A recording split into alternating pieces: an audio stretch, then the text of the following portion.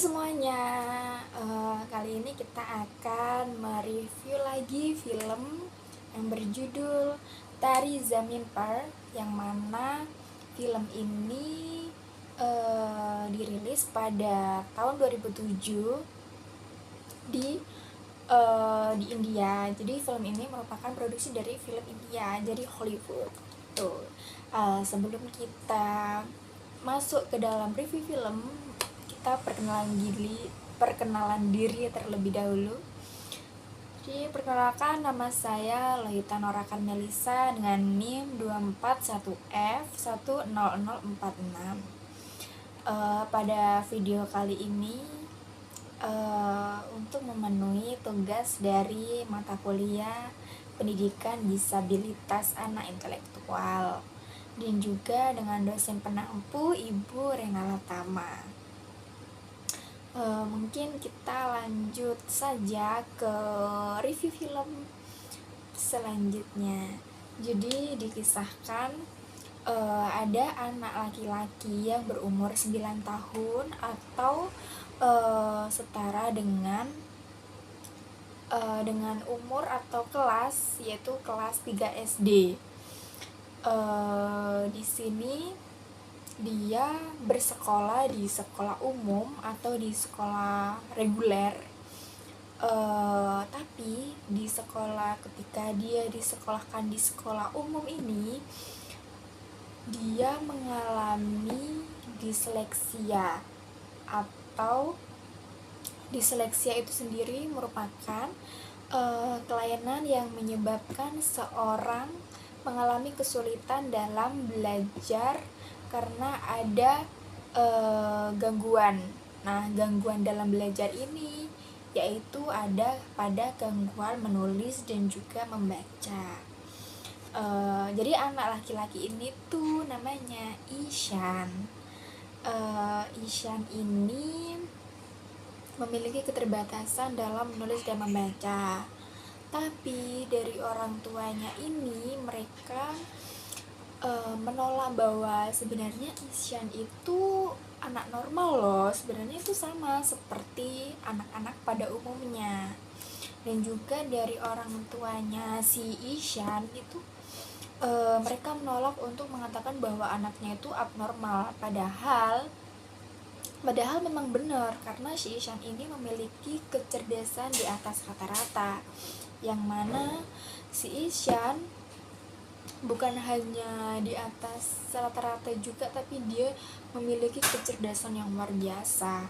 Tapi kecerdasan itu bukan berada pada di akademik, melainkan di luar akademik, yaitu si Ishan itu suka banget dengan yang namanya melukis. Dari hasil lukisannya, dia itu mampu menggambar atau melukis hal-hal yang di luar nalar manusia. Artinya dalam anak seumuran itu, si Ishan bisa menggambar yang mana pada gambar yang sudah gambar yang benar-benar ada makna yang tersembunyi di dalam hal tersebut. Jadi pada saat si Ishan ini bersekolah di sekolah umum, si Ishan ini seringkali dia tidak bisa berinteraksi dengan teman-temannya mengucilkan dia, guru-guru tidak bisa mengatasi dia, guru-guru juga saling mengeluh, dan juga mereka putus asa dengan Ishan ini karena di setiap pelajaran si Ishan ini selalu mendapatkan nilai yang paling rendah. Nah, oleh karena itu si Ishan ini harus segera untuk ditangani. Kalau tidak ditangani, mungkin bisa berakibat dia tidak lulus pada tahun kedua waktu itu. Alternatif yang digunakan oleh kedua orang tuanya ini yaitu dengan memasukkan si Ishan ini ke dalam asrama. Awalnya Ishan itu menolak karena dia tidak mau di asrama, karena dia nggak mau jauh dari orang tuanya. Tapi eh, di sekolah umum atau sekolah reguler pun dia tidak bisa mendapatkan penanganan yang tepat. Dalam artian, si Isyan ini tidak bisa mengikuti beberapa pembelajaran belajar mengajar yang dilakukan oleh guru di sekolah.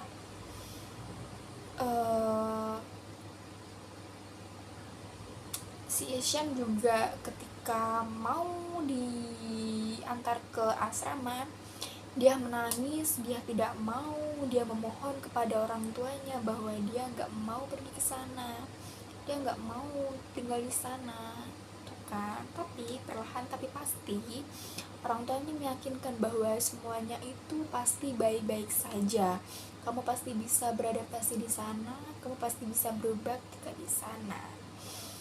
Jadi orang tua Isyan dan juga kakaknya Isyan namanya Yohan itu ikut mengantarkan Isyan ini ke dalam asrama tersebut. Di dalam asrama itu seperti asrama pada umumnya, bahwasanya ada tempat tinggal dan juga tempat belajar, yaitu sekolah, yang mana bisa bukan menampung sih, tapi bisa untuk menangani anak-anak seperti Isyan. Tapi tidak semua guru yang seperti itu. Ada satu guru yang mana guru itu dapat benar-benar memahami dan juga dia yang menangani Isyan dalam segala hal, terutama dalam belajar membaca dan juga menulis. Awalnya ketika Isyan di asrama, dia merasa sangat asing dengan tempat itu. Dia merasa tidak nyaman, dia juga merasa nggak betah gitu kan, karena pada dasarnya juga Isyan ini kan anaknya kan kurang percaya diri ya, dalam artian dalam keluarganya kemungkinan dia tidak tidak mendapat sebuah apresiasi yang benar-benar mengapresiasi dirinya gitu.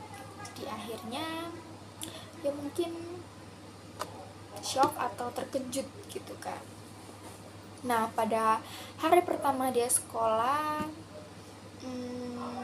dia tidak bisa beradaptasi dengan kelasnya seperti yang di kelas reguler sebelumnya. Yang mana itu pertama dia ada satu pelajaran yang mengharuskan dia untuk menafsirkan sebuah puisi, tapi dia tidak bisa menafsirkan karena dia bisa memahami, karena dia tidak membaca, dan juga dia tidak bisa mengulang dalam artian dia tidak bisa menceritakan kembali atau memahami makna apa yang ada dalam bacaan tersebut.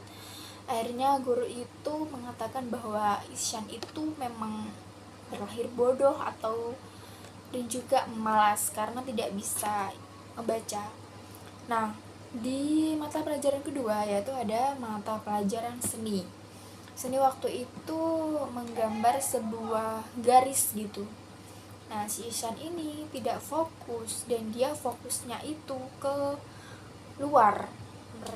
Si Isyan ini melihat ada beberapa burung, dia mengamati burung itu gimana, dia mengamati sedang apa itu burung, apa yang dilakukan oleh burung tersebut gitu. Alhasil dia mendapatkan hukuman dari guru seni tersebut. Selanjutnya juga dia di sekolah yang baru itu dia memiliki teman yang namanya itu Rajan. Jadi Rajan ini yang senantiasa membantu Isyan untuk beradaptasi dengan sekolahnya. Nah, pada suatu hari si Isyan ini kedatangan guru baru, karena guru seni yang sebelumnya itu ada cuti atau ada kegiatan gitu di luar negeri. Nah, habis itu digantikanlah oleh guru baru ya, namanya itu Nikum, Pak Nikum. Nah, Pak Nikum ini jadi dari background dia pernah mengajar di suatu yayasan atau di suatu sekolah yang mana kalau di sini tuh seperti SLB gitu kan. Dia memahami apa yang sedang muridnya ini alami, dan itu terjadi ketika dia mengamati Ishan, bahwa Ishan ini memiliki kelainan, yaitu dia memiliki kelainan disleksia, artinya dia sulit untuk membaca dan sulit untuk menulis. Ketika dia mengetahui kesulitan tersebut, dia datang ke rumah orang tuanya untuk menceritakan bahwa Ihsan ini bukan anak yang bodoh, bukan anak yang nakal, dan bukan anak yang malas, tapi dia adalah anak yang cerdas dan juga jenius. Tapi memang dia memiliki hambatan di dalam belajar membaca dan menulis. Jadi oleh karena itu, dengan penuh kesabaran, dengan penuh ketelatenan, dia Pak Nikum ini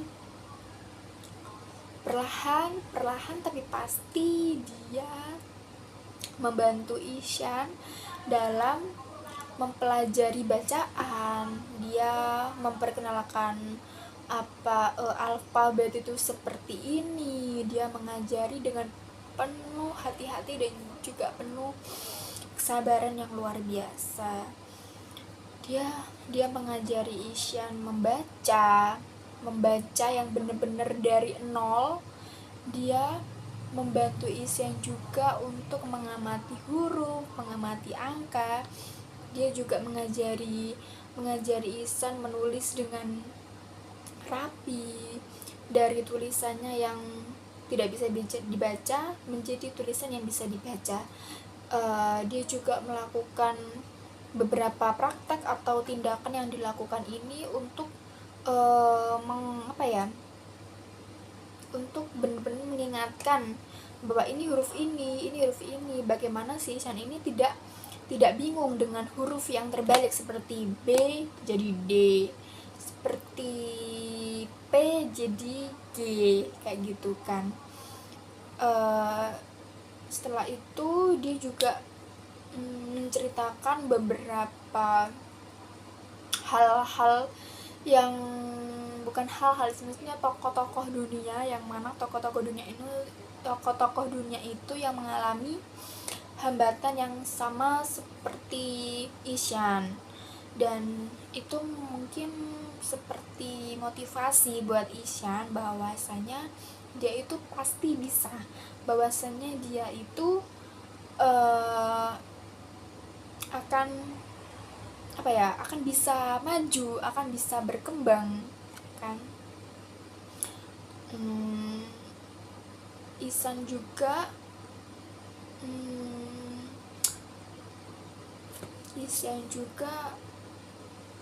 berusaha setiap hari, setiap malam dia membaca setiap buku, dia menulis, dia mendengarkan dan juga dia bisa mengulang kembali. Terus dia juga membaca tulisan-tulisan yang ada di papan. Dia bisa mengikuti pelajaran dengan baik. Dia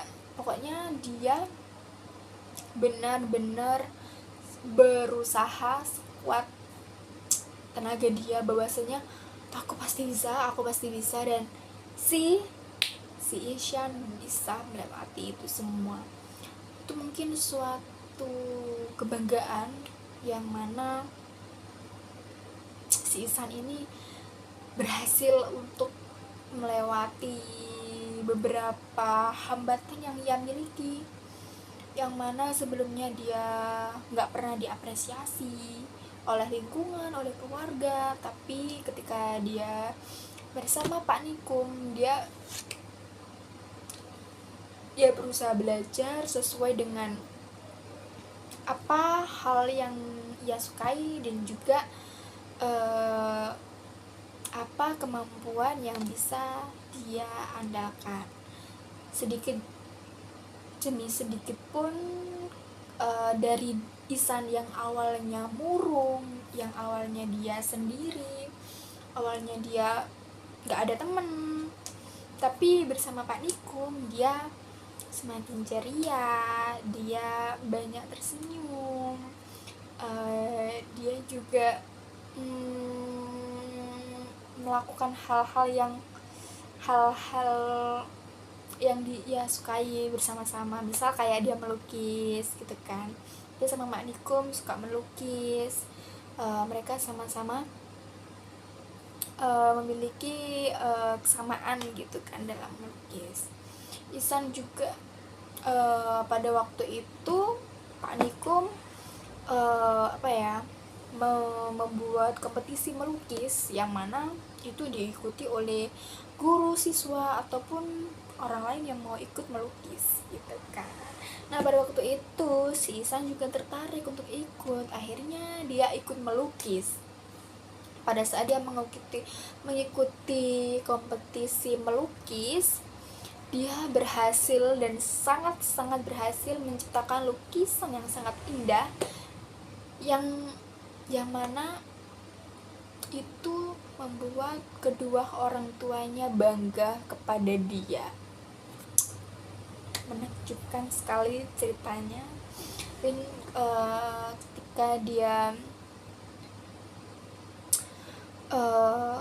ketika dia dipanggil oleh kepala sekolah untuk maju, dia merasa kaget, kok aku dipanggil gitu kan, kayak karena mungkin seringnya dia kurang dihargai di suatu tempat, akhirnya dia tuh shock, dia kayak oh kaget gitu kan, aku kayak apa nih aku dipanggil nih gitu kan. Jadi mungkin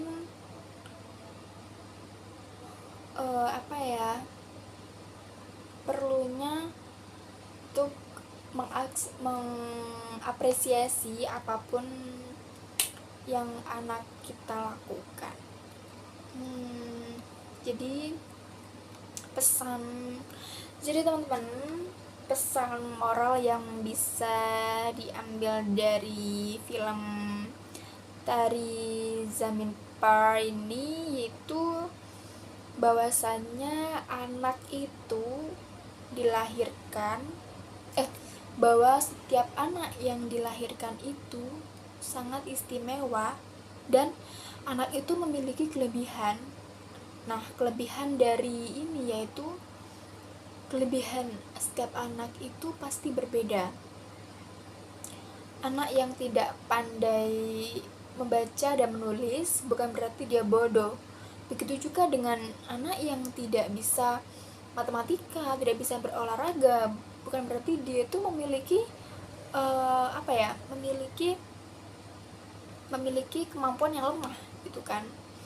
Nah, jadi sebab di film itu kita diajarkan bahwa semua anak itu memiliki bakat dan potensinya masing-masing. Seharusnya juga jadi orang tua dan guru bisa mengenali bakat setiap anak serta mengarahkan mereka untuk mengembangkan bakatnya. Mungkin itu saja review film dari aku. Jujur memang filmnya sangat-sangat mengharukan dan juga mengapresiasi, apalagi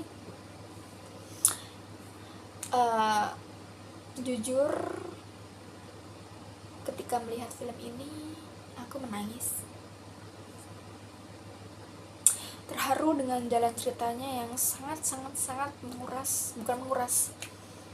terharu sama perjuangan dia, terharu juga bagaimana dia bisa melewati dengan ketika dia mengalami hambatan itu. Dan juga dari inspirasi ini aku belajar bahwasanya aku merasa bahwa aku tidak dibandingkan dengan orang tuaku, karena mereka tahu bahwa aku dan juga saudaraku itu memiliki kelebihan masing-masing gitu. Jadi mungkin itu pesan moral kita atau pesan kehidupan gitu kan, yang mana mungkin itu bisa menjadi patokan atau jadi apa ya, moral kedepannya kita bagaimana sebagai orang tua. Jadi mungkin itu saja film dari saya. Kurang lebihnya saya mohon maaf dan saya akhiri. Bye bye.